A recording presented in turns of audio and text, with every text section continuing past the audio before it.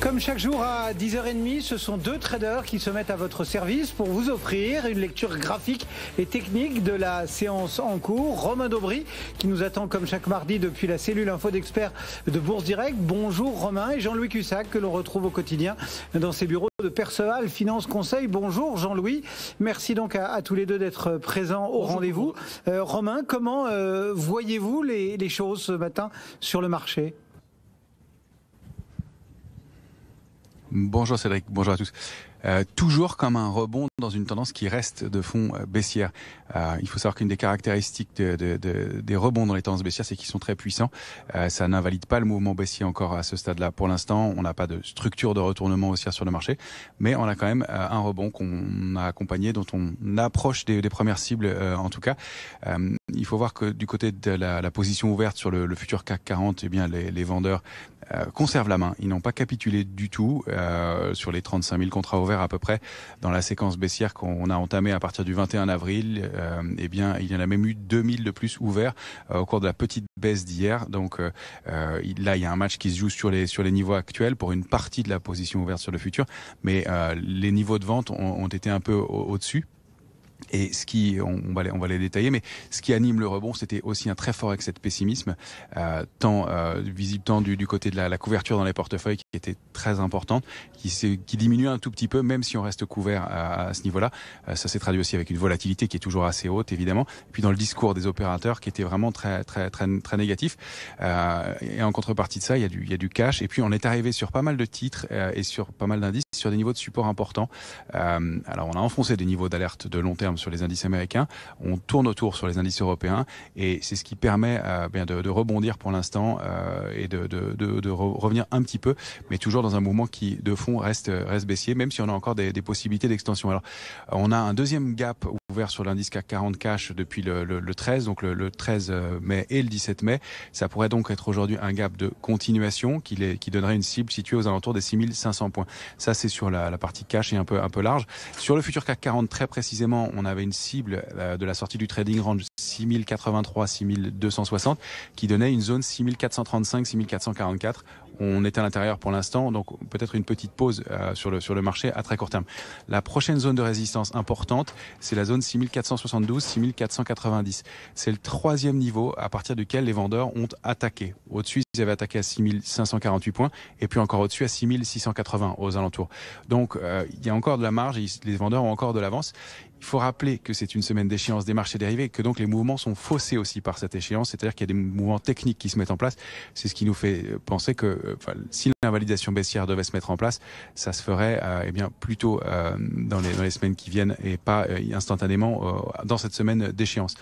En dessous, en revanche, si on repasse sous 6398, 6407, toujours sur le futur CAC 40, il y a une première alerte intraday, une zone de support majeure qui est 6306,5, 6326,5 qu'il faut vraiment préserver, et l'alerte, elle est toujours positionnée sous 6260 avec sous ce niveau-là un retour en tendance baissière de court terme à nouveau, et donc un risque d'accélération avec des niveaux qui sont bien plus bas pour l'instant, mais qui sont peut-être pas d'actualité encore à ce stade.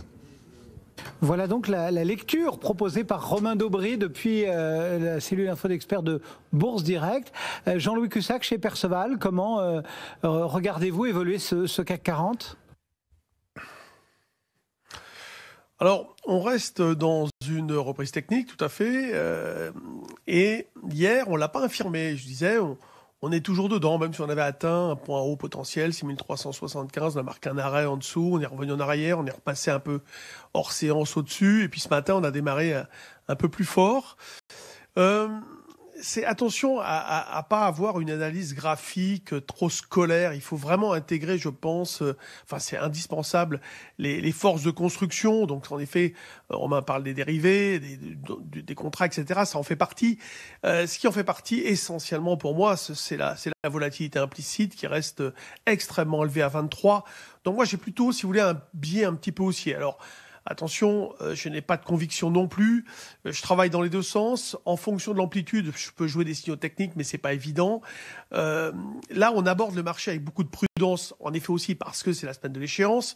Je vais signaler aussi deux choses. Le faible volume inférieur à 600 millions. Et aujourd'hui, vous avez les dividendes qui ont été distribués sur Schneider, Thales et puis je ne sais plus quelle valeur. Mais en tout cas, il y a trois sociétés. Il n'y a plus d'écart, si vous voulez, de dividendes entre... donc c'était Michelin aussi. Et il n'y a plus de dividendes, il n'y a plus d'écart de dividendes entre le cash et le futur. Bon, ça, c'est assez simple pour les repères. Je suis positionné, je vais vous donner les points essentiels, vers 6004, 6390 pour acheter sur repli. Voilà. On est dans une zone de vente potentielle, mais je préfère attendre un signal. Il y a pas de changement, si vous voulez, en fait. Donnez-moi une seule raison qui montre une différence entre jeudi dernier et aujourd'hui. À part 350 points, il n'y a pas de différence, si vous voulez. Sur le plan contextuel, c'est identique. On a même, si vous voulez, des news qui ont été plutôt défavorables. Les mauvaises nouvelles économiques publiées en Chine hier, aux États-Unis, dans la zone euro. Si vous voulez, ça a contribué à alimenter quelques ventes à découvert. En face, il n'y avait pas eu du tout de conviction de vente, donc pas de relais. Et ces ventes, si vous voulez, se rachètent également, ce qui fait que ça amplifie la reprise que nous avons actuellement. Mais vous voyez, ce sont essentiellement des forces de construction, des forces qui sont issues de facteurs psychologiques, mais pas du tout de conviction de marché. Donc, il faut être extrêmement prudent, light, mais c'est vrai qu'on reste dans cette reprise technique. Merci beaucoup à tous les deux, donc Jean-Louis Cussac, Perceval Finance Conseil et Romain Daubry qui suit pour nous la séance ce matin. Romain, on se retrouve tout à l'heure à 11h30 depuis la cellule Info d'Experts de Bourse Direct. À tout à l'heure, le marché parisien qui reste pour le moment ancré en territoire positif. On gagne 1,47% à 6400.